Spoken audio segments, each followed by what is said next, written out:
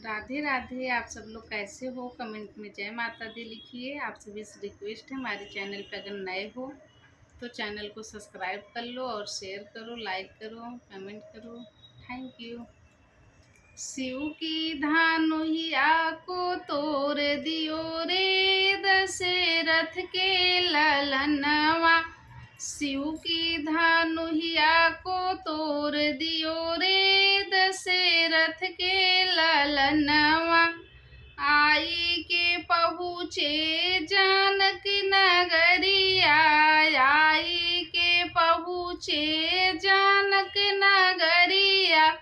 जानक दुलारी को मोहि लियो रे, दशरथ के ललनवा।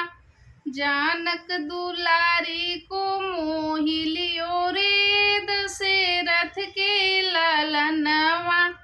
शिव की धानुहिया को तोड़ दियो रे, दशरथ के ललनवा। शिव की धानुहिया को तोड़ दियो रे, दशरथ के ललनवा। आई के पहुँचे लंका नगरिया, आई के पहुँचे लंका नगरिया। रावण का राज्य बिगड़ाई दियो रे, दशरथ के ललनवा। रावण का राज्य बिगड़ाई दियो रे, दशरथ के ललनवा। शिव की धानुहिया को तोड़ दियो रे, दशरथ के ललनवा। शिव की धानुहिया को तोड़ दियो रे, दशरथ के ललनवा।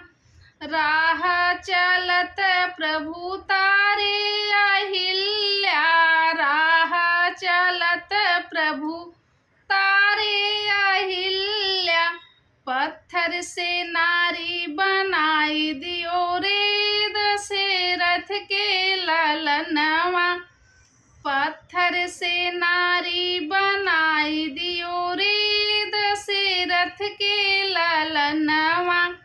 शिव की धानुहिया को तोड़ दियो रे, दशरथ के ललनवा। शिव की धानुहिया को तोड़ दियो रे, दशरथ के ललनवा।